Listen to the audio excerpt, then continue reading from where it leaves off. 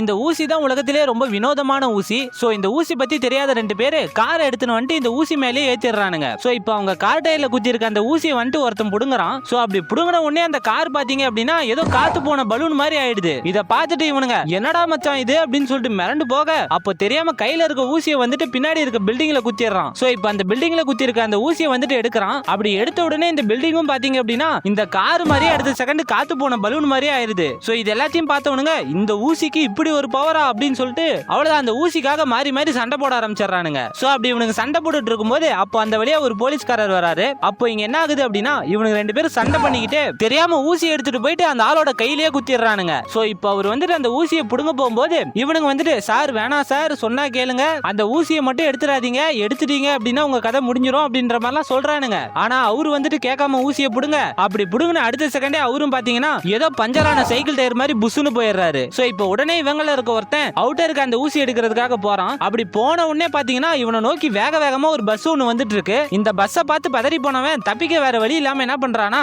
வந்துட்டு இருக்க பஸ் முன்னாடியே அந்த ஊசியை காட்டுறான். சோ அப்ப அந்த பஸ்ஸும் ஃபாஸ்டா வந்து அந்த ஊசியில குத்தி ஏதோ மடிச்சு போட்ட அட்டை பாக்ஸ் மாதிரியே விழுந்துருது. சோ அதுக்கப்புறம் இவனுங்க ரெண்டு பேரும் இந்த ஆபத்தான ஊசி மத்தவங்க கையில கிடைக்க கூடாதுன்னு சொல்லிட்டு இந்த ஊசியை ஒரு பலூன்ல கட்டி மேல அனுப்புறானுங்க. ஆனா அப்படி போன பலூன் வந்துட்டு கொஞ்ச தூரத்திலே பட்டுன்னு வெடிச்சு திரும்ப அந்த ஊசி நிலத்திலே வந்து குத்திருது. அப்போ உடனே ஒருத்தன் மத்தவங்க இதை பாக்குறதுக்கு முன்னாடி எடுத்துட்டு ஓடிடலாம் அப்படின்னு சொல்லிட்டு ஊசியை வந்து புடுங்குறான். அப்படி புடுங்கிட்டு பார்த்தா பின்னாடி ஏதோ புஷ்னு சத்தம் வருது. என்னன்னு சொல்லிட்டு திரும்பி பார்த்தா உள்ள இருந்து காத்து போயிட்டு இருக்கு. அவ்வளவுதான், இப்ப கடைசியா பூமியே காத்து போன பலூன் மாதிரி ஆயிருது.